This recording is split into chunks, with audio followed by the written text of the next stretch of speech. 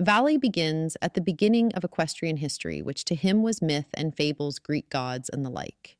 I think we will visit them as well, for there are many images of horses to look at that are quite interesting. But I, for now, would like to begin at the written beginning, books, if you will, which brings us back to 400 BC, which was the book on horsemanship, to survive from antiquity until today. It was written by the Greek general Xenophon, and a chapter of the Valet's book is devoted to him. Before Xenophon, however, the first work on the art of horse riding to be mentioned in history is that of Simon. That work is essentially lost. Simon's text, the fragments that exist, are mirrored by Xenophon. First lesson, learn where the horse comes from, prefers Thessaly. He then begins a 2-page lesson on the points of the horse, beginning with the hooves, very important as they didn't yet have farriers or shoes in ancient Greece. He talks about the shape of the legs and chest, neither too wide or narrow, head high on crested neck with refined throat latch, dished face with big nostrils and large eyes. They have a good quote about equestrian depictions of the time in which one ear is pricked forward on what is happening and one back attentive to the rider. Withers as high as possible, massive haunches, muscled gaskins, tail high and long. He says the best horse will have all these characteristics, and in a moment of realism, the next best will have most of them. Later writers were influenced by Simon's work, Xenophon crediting him for and using the same phrase that horses should not perform under compulsion, and that inflicting punishment on the horse is like whipping a dancer to get a more beautiful form. Unbeknownst to Valet, in an archaeological dig in Anatolia in 1906 to 1907, an even older writing about horse care and conditioning was discovered. These cuneiform texts were written 1,000 years earlier, dating back to a period between 1375 and 1335 BC. The text begins with, "Thus speaks Kikkuli, the horse trainer from the land Mitanni, future Hittites," and are known as the Kikkuli texts. They were written in combinations of Hittite and Old Indo-Aryan languages, and were surprising in descriptions of horse care. The horses were stabled, washed down with warm water, massaged and fed oats, barley, and hay 3 times a day. The focus was the conditioning more than education of chariot horses used for war. At that time, in fact, the cavalry was still relatively unknown to the civilizations that flourished around the Mediterranean. He described a schedule for 214 days and used some of the same conditioning techniques, still we may think are modern. The horses were not ridden or driven, but led by someone in a chariot. They worked on alternating gaits, progressive durations, and varying speeds with short breaks, similar to our interval training techniques. He varied the road work, with swimming up to 5 times a day. He progressed the horse's fitness in a gradual way until a peak fitness 3/4 of a year later. He also described methods of replacing electrolytes for heavily sweating horses. This image from 700 BC shows an Assyrian cavalryman with his horse in a stream. These conditioning programs were successful enough that Hittite charioteers forged an empire in the region that now includes Turkey, Syria, Lebanon, and northern Iraq. During the Bronze Age collapse of the 1100s BCE, the Assyrians took over the territory from the weakened Hittites. Before their demise, however, the Hittites fought the Egyptians in what was known as the greatest chariot battle of all time, the Battle of Kadesh, 1274 BCE.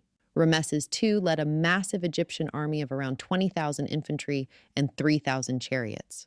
The Hittite forces under Mu'attali were smaller but deployed effectively. They both proclaimed victory, but they came up with a peace settlement in 1258 BCE. Horses were probably first used to pull chariots in battle starting around 1500 BC, but it wasn't until around 900 BC that warriors themselves commonly fought on horseback. Due to the difficulty in interpreting prehistory sources present a lack of consensus regarding the precise timeline and geographical origins of horseback riding. Archaeological findings at Derivka in Ukraine, dating back 5,000 years, include equine remains with clear indications of bit wear on their teeth, confirming the use of bits by this time. We will dedicate much more time to the nomadic Eurasian steppe warriors, as they are major horse nations with great impact on history both east and west. For now, however, let's go back to the first written history of riding. Young Xenophon was a student and friend of Socrates, who some years later saved Xenophon's life when his horses killed beneath him in a battle.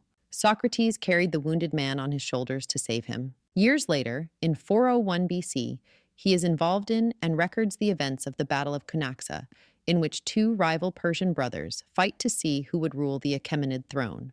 Xenophon entered the battle as a mid-level sort of officer, but became appointed general in an emergency and led the famous 10,000 Greek infantrymen back home. He had traveled 3,000 miles largely on horseback to return these men home and received a great deal of equestrian experience. He wrote some 40 books in all, including a defense of Socrates, who of course was condemned to death for impiety and corruption of the young. He also wrote an historical romance novel, sort of a first of its kind in European history, and of course the Cavalry Commander and On Horsemanship. Noticeable in all his descriptions of proper training, in his view, that force is never the answer to resolving problems with horses. His writings represent a high point in the type of training and horse handling we would recognize today. It had probably been developing in the Greece for as long as they had been training. With the fall of Rome, the classical equitation precepts were lost until the Renaissance, as we will see later on. Xenophon, with his approach to the training of the horse, which is so in tune with modern methods, laid the foundation for what is now referred to as classical equitation. This is a philosophy method of training the horse with respect to its nature and temperament, so that it may perform its work optimally and with full confidence in its rider.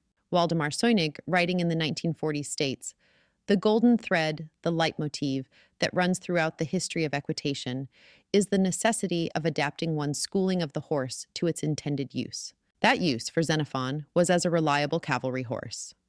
For us, that may be a reliable and enjoyable show horse of any discipline. Xenophon begins by emphasizing the importance of buying a horse and then having it trained by a professional, or buying a previously trained horse. If having the horse trained, he insists on a contract that specifies what the horse should learn. If buying a previously trained horse, he advises assessing a prospective war horse's ability through various trials: jumping ditches, scaling walls, navigating banks, galloping uphill and downhill, and traversing slopes. This would be like our current practice of going to ride a prospective horse on the flat and over fences to test its suitability. While not expecting perfection, these tests reveal the horse's spirit and soundness. Proper training can overcome most deficiencies, he states, provided the animal is not vicious. When first mounting the horse, Xenophon recommends starting at a walk to avoid fretting the animal. The rider's hands should be positioned to encourage the desired head carriage. Then, progress to the trot and canter, as a way of warming up. He describes how to take care to signal the transition to canter when the horse is rising with the correct lead leg. He describes some training exercises such as the volti exercise, where the horse turns on alternating jaws, suppling both sides. In training manuals of the 15th and 16th century, one can see illustrations of one of his favorite exercises, where the horse canters and ultimately gallops, straight runs, punctuated by collected turns.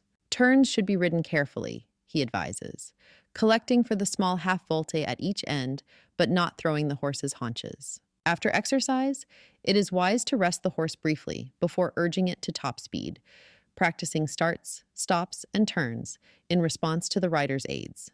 Xenophon notes war will demand such maneuvers. The rider and horse must also practice running downhill, uphill, along slopes, jumping across obstacles, and leaping up and down banks. Xenophon advises holding the mane on uphill efforts to avoid interfering with the horse's mouth. Proper bitting is crucial. Xenophon recommends having a smooth snaffle and a rougher curb bit, introducing the curb first so the horse appreciates the snaffle's mildness when reintroduced. The hands should be firm, yet gentle, avoiding head tossing or loss of respect for the bit. He advises not using legs and hands at the same time, similar to the French equitation concept of legs without hands and hands without legs. Throughout, Xenophon emphasizes kindness, avoiding harsh punishment that induces resentment rather than understanding. He praises the magnificent sight of a horse rearing proudly in a sort of passade or levade, handled with skill. This is the attitude in which the horses of gods and heroes are always depicted, and men who can handle a horse gracefully in it are a magnificent sight. The horse rearing thus is such a thing of wonder as to fix the eyes of all beholders, young or old. Nobody, I assure you, either leaves him or gets tired of watching him as long as he presents the brilliant spectacle. This posture has been used constantly through the ages in equestrian sculpture and art. Xenophon believed that through judicious horse acquisition, conscientious training, and proper conditioning for war and parades, a rider could enhance the value of his horses while becoming renowned for horsemanship, barring divine intervention. In essence, Xenophon's timeless wisdom centers on establishing clear goals, providing patient but disciplined training tailored to each horse's needs, and developing a harmonious partnership through kindness and expertise. His writing became the foundation of what we now refer to as classical training, when after centuries of the Dark Ages, influential figures like Antoine de Pluvinel and François Robichon de la Guérinière, writing in the 17th and 18th centuries respectively, advocated for a return to the more compassionate and understanding approach espoused by Xenophon. His approach, like theirs, is very much aligned with our modern approach to training and riding.